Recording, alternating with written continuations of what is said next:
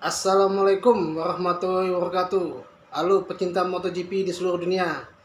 Bagaimana kabarnya kalian? Sehat-sehat selalu, semoga sehat-sehat ya. Kali ini kita akan mau membahas sebentar tentang hasil free practice ataupun hasil kualifikasi dari GP Hongaria ini ya. Terutama untuk mau race nanti di hari Minggu dan sprint race malam ini ya. Jadi kali ini saya sangat mengejutkan. Saya ingin membahas banyak tentang Peko ya kan. Eh, jadi memang sih dari awal-awal musim sampai sekarang ya kan, Peko sangat mengalami kesulitan yang cukup besar ya kan. Bahkan sampai frustasi ya kan, sampai komen-komen netizen tentang Peko itu sangat buruk sekali ya kan. Kenapa ini bisa terjadi ya kan. Memang kita sebagai penikmat MotoGP kita hanya bisa melihat secara langsung nonton di TV, bahkan kita melihat data-data yang ada di tuangkan di media sosial, bahkan komen-komen yang ada di media sosial, tapi kita tidak terlibat langsung atau kita bukan seorang rider juga yang tahu apa itu yang terjadi tentang seorang pembalap.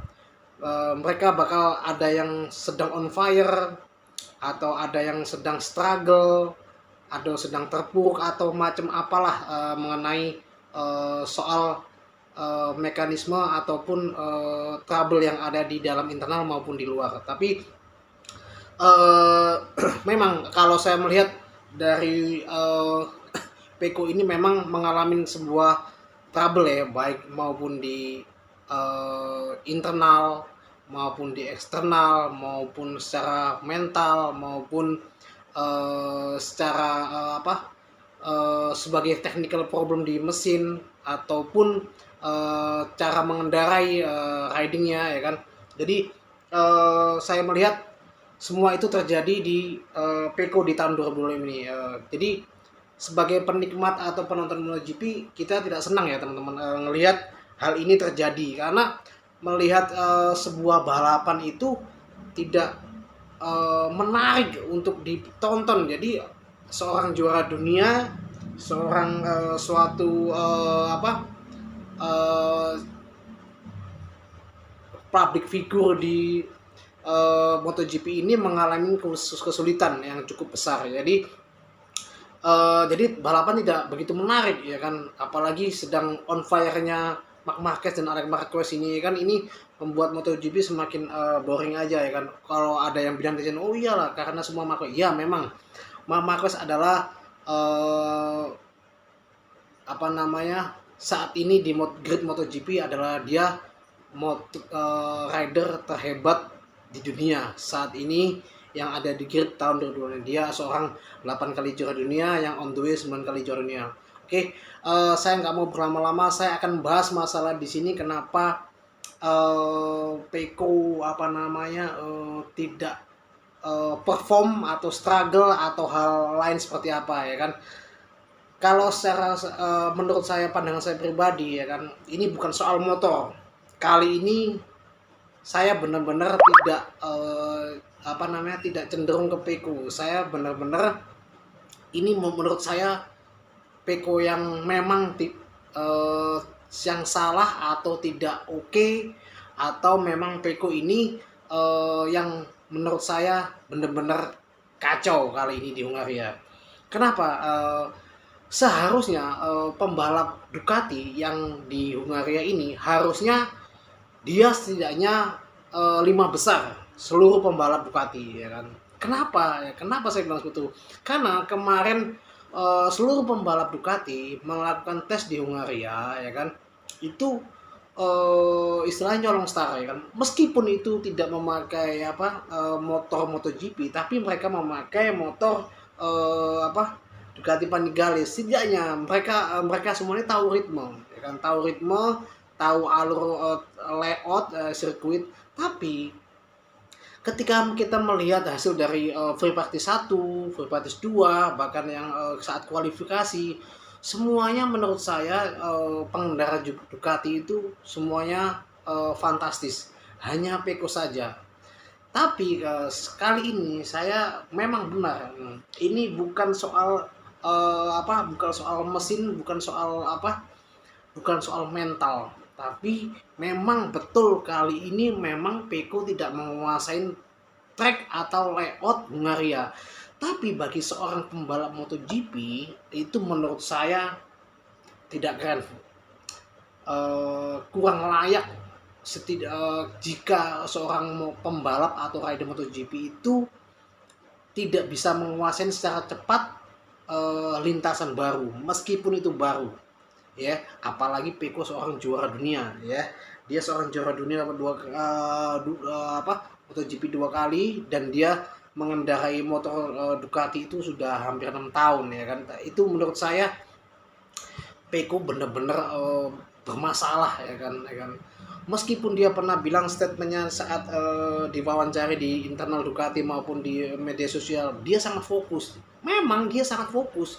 Menurut saya pribadi, Peko itu memang ada kendala di GP25. Dia benar-benar struggle dan dia benar-benar tidak menguasai GP25 ini. Bukan berarti dia tidak mampu, dia sangat mampu. Dia seorang juara dunia, dia seorang championship. Tapi kali ini saya benar-benar kecewa ya sama Peko, meskipun saya harus menyemangati Peko, ya kan. Sebagai saya seorang penikmat MotoGP, mungkin teman-teman yang ada di rumah pun juga greget dengan kondisi apa yang dilakukan Peko setiap kualifikasi ataupun saat balapan di sprint race, ya kan. Oke, yang mulai dari pabrikan, dia selalu bikin penonton itu gemes ataupun heran dengan apa yang dilakukan Peko itu. Kita berbeda melihat seperti Marc Marquez atau Jorge Martin, bahkan Jorge Lorenzo, seperti Luca Sistona, bahkan Valentino Rossi pun itu tidak seperti apa yang dilakukan Peko. Jadi seolah-olah itu Peko itu terlalu tenang dan terlalu terlalu menikmati keseriusannya dengan mengolah data. Menurut saya pribadi ya, memang karakter orang berbeda ya, tapi menurut saya itu sebagai penikmat MotoGP, penonton MotoGP itu kecewa dengan hal itu. Kita lakukan aja banyak melakukan putaran di track, karena putaran di track semakin banyak kita melakukan putaran di track, semakin banyak kita tahu kondisi motor kita, kondisi cara riding style kita, itu kita tahu gitu. Tapi kalau kita lama-lama di pit, kita lama-lama main data, itu menurut saya sebagai seorang rider, sebagai seorang lapangan, kecuali dia itu insinyur, kecuali dia itu seorang mekanik, dia banyak di pit, no problem, memang dia seperti itu tugasnya. Tapi dia seorang rider, dia seorang pembalap, ya kan. Dia harus banyak di track melakukan uji coba, analisa di track. Analisanya dari mana? Bukan di dalam pit, tapi analisanya banyak melakukan putaran, banyak melakukan suatu full gas rem atau hal lain. Yang penting banyak melakukan di lapangan atau di lintasan. Dan ketika ada terjadi sesuatu apa yang enak, baru dia masuk ke pit. Tapi kalau kita melihat Peko ini selalu berlama-lama di pit, ya kan. Karena dia seperti pembalap yang textbook ya, maunya sempurna. Tidak. Semua penikmat MotoGP itu suka sekali kalau ngelihat seperti Martin ya, Martin sama Marc Marquez. Mau free practice 1, 2, 3, warm up sampai selalu full tergas maksimal sampai 110-120%. Kita semuanya mau seperti itu, mau itu hanya free practice atau apa, nggak usah sana terus. Kita terus hajar terus semuanya. Tapi kalau Peko enggak. Kalau kita lihat nih Peko kali ini di Hungaria ya, kita kembali ya. Mohon maaf nih teman-teman, mata saya sedikit sakit nih karena panas debu, sedikit infeksi ya. Oke, kita kembali ke Peko di Hungaria ini ya.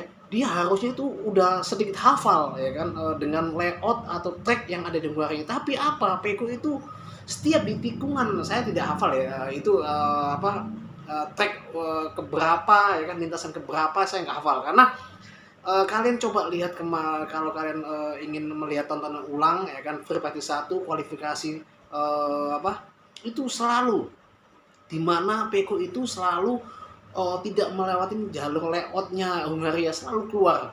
Karena apa?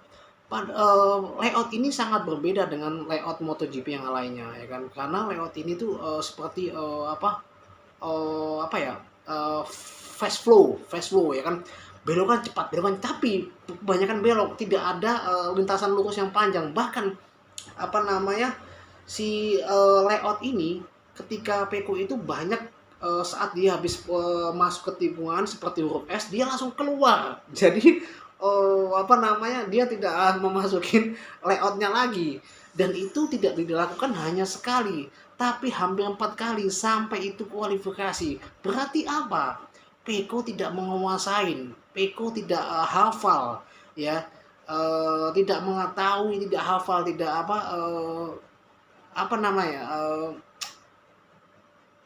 ya dibilang ya eh, sekelas level rider MotoGP itu tuh menurut saya nggak layak gitu loh. Tapi saya ngomong keras begini ya memang gitu loh ya kan. Jadi menurut saya Peko nggak layak untuk berada di Hungaria ini ya kan ya. Jadi udah tes di Hungaria kemarin pakai Panigale ya kan, dia bilang ya kan saat tes di Panigale, ini apa namanya, dia itu memang bersahabat ya kan, mungkin bisa, tapi apa gitu loh, apa mau nanti dibilang sama netizen di seluruh dunia ini, apalagi 0 plus 62 ini omong kosong semuanya, Bidigia bisa kok, apa Firmin Aldo bisa kok, Alex Marquez bisa, kenapa lu enggak gitu loh. Tapi ya jelas kali ini saya memang Peko sangat-sangat parah, dan menurut saya tidak layak di hari ini ya. Udah bahkan pun kalau misalkan saya jadi digitalina atau mekanik pun saya sangat kesal ya kan. Silakan kalau Beko mau marah silakan, tapi saya bisa marah lagi kalau saya sebagai seperti insinyur di dalamnya Tadorsi ataupun bagi mekaniknya, dia seperti tidak bisa mengendarai, seolah-olah dia itu tuh lupa apa bagaimana cara mengendarai motor gitu loh ya kan. Bolehlah kalian struggle di kemana-mana, tapi kalau untuk tidak menguasai layout itu, seorang rider MotoGP raja kelas MotoGP, nothing. Menurut saya tidak ya. Jadi dan sirkuit ini berbeda seperti sirkuit yang lainnya, dan ini kemungkinan nanti rider MotoGP itu akan sulit untuk overtake apa pembalap-pembalap lain, karena sirkuit ini sangat tidak terlalu lebar dan sangat sempit. Menurut saya sangat sempit dan banyak fast flow, tapi sangat tidak ada apa namanya track yang agak panjang, selalu langsung belok, habis kita lurus sedikit langsung belok lagi seperti huruf S gitu ya kan, seperti huruf S ya kan. Jadi itulah nanti kesulitan para rider untuk overtake. Tapi jika ada yang overtake, menurut saya sangat ramai MotoGP di Hungaria ini ya.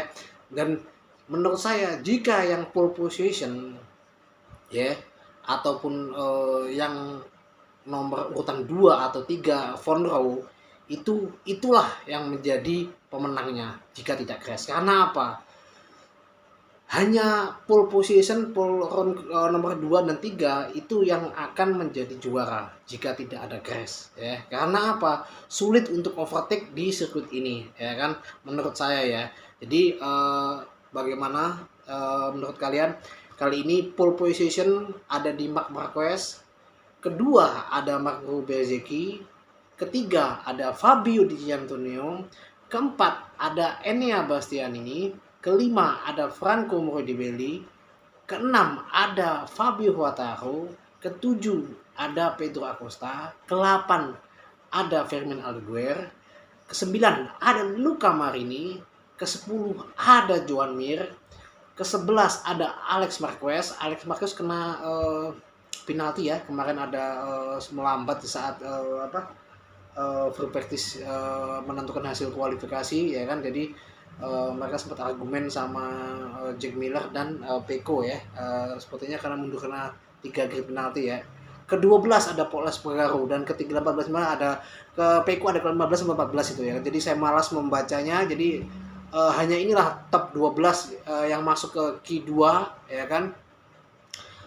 Menurut saya yang nanti bakal bertarung ya, yang bakal posisi depan ya ini Marco Bezzecchi, Marco dan Di Giannantonio. Tapi saya berharap Enea Bastianini dan Pedro Acosta dan Fabio Quartararo yang sangat fantastis, yang sangat overtake, yang sangat gila menurut saya.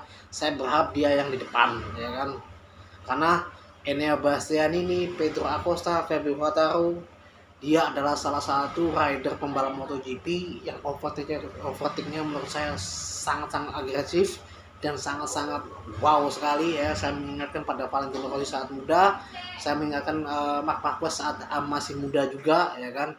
Dialah pembalap-pembalap yang sangat kontroversial saat membalap, saat overtake ya.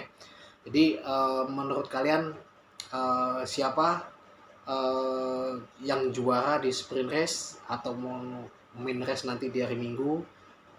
Tolong komen di bawah ini. Dan menurut kalian yang pecinta atau fans dari Peko, apa yang harus dilakukan oleh Peko untuk bisa kompetitif di tahun ini? Tidak perlu juara dunia dulu, yang penting bisa menguasai GP25 aja untuk data di tahun 2026 ya. Yang fans Marc Marquez silakan, udah pasti dia menang ya. Jadi kita tidak perlu komen ya, udah pasti Marc Marquez juara dunia ya. Oke teman-teman, silakan komen di bawah ini. Kemungkinan nanti saya akan melakukan live di live reaction ya di sprint race nanti jam 8 malam. Oke teman-teman, sekian kabar atau reaksi dari GP Hungaria ini. Oke, assalamualaikum warahmatullahi wabarakatuh.